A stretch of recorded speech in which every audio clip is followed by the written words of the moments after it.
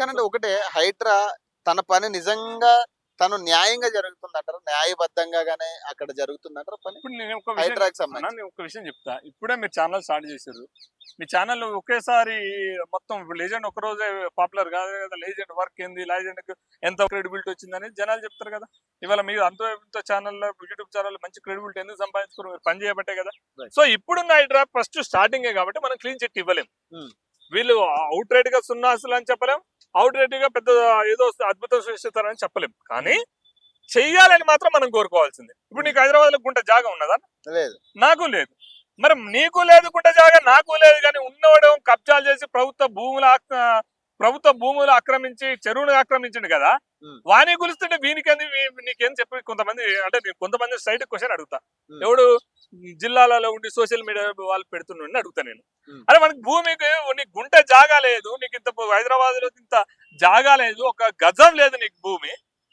వానికోమో 100 ఎకరాలు 1000 ఎకరాలు ఉన్నాయి మల్లారెడ్డి లాంటి. అవన్నీ ప్రభుత్వ భూములే, అవన్నీ ప్రభుత్వ చెరువులే. మరి అవి కూలుస్తుంటే నీ సొమ్ము ఏం పోతుందిరా, నీకెందుకు నొప్పిస్తుందిరా? ఈ కూల్చాలని స్వాగతించాలా లేదా? నువ్వు ఆ పార్టీ ఈ పార్టీ ఈ పార్టీ కాదు, ఫస్ట్ అన్ని కూల్చాలి, భాజపా కూల్చాలి. పార్టీలతోనే సంబంధం లేదు, ప్రభుత్వ భూమి మనం కాపాడుకోవాలి. ఇది ప్రకృతి ఇచ్చినటువంటి ఒక సహజ సంపద. అంటే ఫామ్ హౌస్లు కూడా చూడొచ్చు ఎంత ఘోరం అంటే, చెరువుని కబ్జా చేసి డైరెక్ట్ ఫామ్ హౌస్లు కట్టి మధ్యలో చెరువుల మధ్యలో ఫామ్ హౌస్లు కట్టిన వాళ్ళు అధికార పార్టీ నాయకులు కూడా ఉన్నారు. ఇప్పుడు అధికార పార్టీ నాయకులు ఒక్కరికి కూడా నోటీసులు వెళ్ళలేదు ఇప్పుడు. మరి ఇది పక్షపాతం అనుకోవచ్చు. అంటే నేనేమంటానంటే ఇప్పుడైనా అప్పుడైనా మళ్ళీ క్లియర్ గా చెప్తాను. అధికారం అనధికారం కాదు. ఒకటి బలిసినోడు, రెండోది పేదోడు. ఈ రెండే చూద్దాం. బలిసినోంది బరాబర్ కూల్చాల్సిందే. పేదోడు ఏమైనా కట్టుకుంటే మనకి ఒక ఏమన్నా ఇంకొక ఆశ్రమం లేకపోతే ఎక్కడైనా కొంత ప్లేస్ చూపెట్టి ఉందానికింత గుంట ఏదైనా చూపెట్టి ఉపాధి చూపెట్టి ఒక కొంత ఇచ్చేసి విసులుబాటు ఇచ్చి ఇచ్చేయి. బలిసినోనికి పేదను చూద్దాం. అధికార పార్టీ నానాధికార పార్టీ ఇవన్నీ కాదు. నేను రెండో విషయం ఏం చెప్తానంటే, ఇది సహజ సంపద. హైదరాబాద్ కు ఉన్నటువంటి సహజ సంపద. ఇవాళ హైదరాబాద్ భాగ్యనగరం అంటేనే ఎందుకు మొత్తం కూడా ఇంతవరకు వస్తున్నాయంటే ఈ చెరువులు, ఈ సంబంధించినటువంటి అడవులు, ఈ సంబంధించినటువంటి సంపదను చూసే నీకు పెట్టుబడులు పెట్టడానికి వచ్చినాయి. ఊరిని అమ్మ ఈ గుళ్ళలింగాన్ని గుడిలింగాన్ని తింగి, గుళ్ళలింగాన్ని నువ్వే తింటివి, గుడిలింగాన్ని నువ్వే తింటివి. ఇప్పుడు గుళ్ళలింగాన్ని మింగితే ఏమొస్తా తర్వాత? మొక్కుదానికి కూడా పోతాడు ఆడికి. అదే ఈ చెరువులన్నీ కబ్జా చేసినాము, ఇదన్నా పోతాయి, మొత్తం నాలాలు ఇది పోతాయి. ఈ వాటర్ మొత్తం హైదరాబాద్ మొన్న ఈ ఫ్లడ్స్ వచ్చినాయి, మన వరదలు వచ్చినాయి. నీకు జిహెచ్ఎం సెలక్షన్ ముందు ఎంతమంది చచ్చిపోయారు? ఎవరి కారణం? ఇవన్నీ ఈనా కొడుకులు కాదా? ఈనా కొడుకుల మీద కేసులు పెట్టాలి ఫస్ట్. వరదల వల్ల చనిపోయిన వాళ్ళని మర్డర్ చేసింది ఎవడైతే చెరువులు కబ్జా చేసిండు, చెరువు భూమి కబ్జా చేసిండు, చెరువుల్ని బఫర్ జోన్ లో కట్టుకున్న నా కొడుకుల మీద కేసులు పెట్టాలి భయ్. అది ఫస్ట్ అది చేయాలి వీళ్ళు.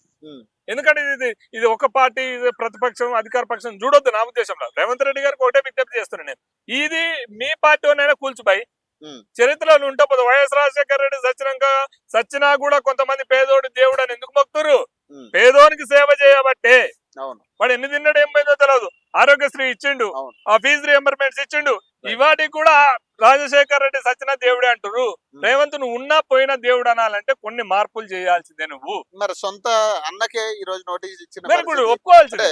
FTL పరిధిలో ఉందని చెప్పి నోటీస్ ఇచ్చారని చెప్తున్నారు. మరి మేము కూడా పోయొచ్చినాం ఇంటి దగ్గరికి. అయితే ఎక్కడా కూడా అంటే అక్కడ మార్క్ చేసిన పరిస్థితి కూడా కనపడలేదు. మరి ఇది డ్రామా అని కొంతమంది అంటారు. ఏం చెప్తారు? ఇప్పుడు డ్రామాలు చేసి ఇజ్జత్ తీసుకోవడం వద్దు. నిజంగా ఉంటే కూల్చేయి. ఫస్ట్ నీ తమ్ముడు, మీ అన్నదో తమ్ముడితో కూల్చేయి. ఫస్ట్ నీకని స్టార్ట్ చేయి. ఆల్రెడీ నాగార్జున కూల్చినావు. రెండోది నీది పెట్టు, మూడోది పొంగిలేడిది పెట్టు, నాలుగోది నీ ప్రభుత్వంలో ఉన్నటువంటి వాళ్ళకి పెట్టు, తప్పే లేదు. నీకు సంబంధించిన దాంట్లో పెట్టు, ఉన్న దాంట్లో కూలగొట్టు. కూలగొట్టినాక కేటీఆర్ జోలికి వస్తే అయినా కొడుకు అడ్డం వస్తే చెప్పు తీసుకొని మేమే కొడతాం బై. అంతే. కేటీఆర్ జన్వాడ ఫామ్ హౌస్ కూలగొడడానికి వస్తే ఏ నా కొడుకు అయినా అడ్డం వస్తే మేమే చెప్పు తీసుకొని కొడతాం.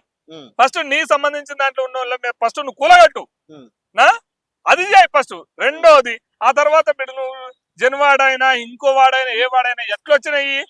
10 ఏళ్ళు ఆంధ్ర మొత్తం దోచుకుంది. ఆంధ్రలో మన భూములన్నీ దోచుకోరని చెప్పేసి మనం ఉద్యమం చేసినాం కదా. మరి నీ స్వరాష్ట్రంలో నువ్వు చేసింది ఏంటి? బొచ్చు నువ్వు కూడా అంతే ఆ స్థాయిలో దోచుకున్నావు కదా. నువ్వే కేసీఆర్ కి ఇవాళ 1,00,000 ఎకరాలు మొత్తం ఆగం చేసిండు కదా. ఎవరి వాసవి? ఏడ చెరువు ఉంటే వాడ వాసవికి ఎట్లా పర్మిషన్ వచ్చింది? వాసవికి సంబంధించిన వాసవికి సంబంధించినటువంటి వాళ్ళకి అవును కన్స్ట్రక్షన్ ఫీల్డ్ దానికి ఎట్లా వచ్చింది? సో ఇవన్నీ కొల్లగొడదాం. ఈ కొల్లగొట్టిన భూములు ఏం చేద్దాం? చెరువులు ఉంటే చెరువులు కాపాడుకుందాం, ఏదైతే ప్రభుత్వ ఆస్తులు ఉంటే మాత్రం పేదోనికి ఇద్దాం అనేది నా డిమాండ్.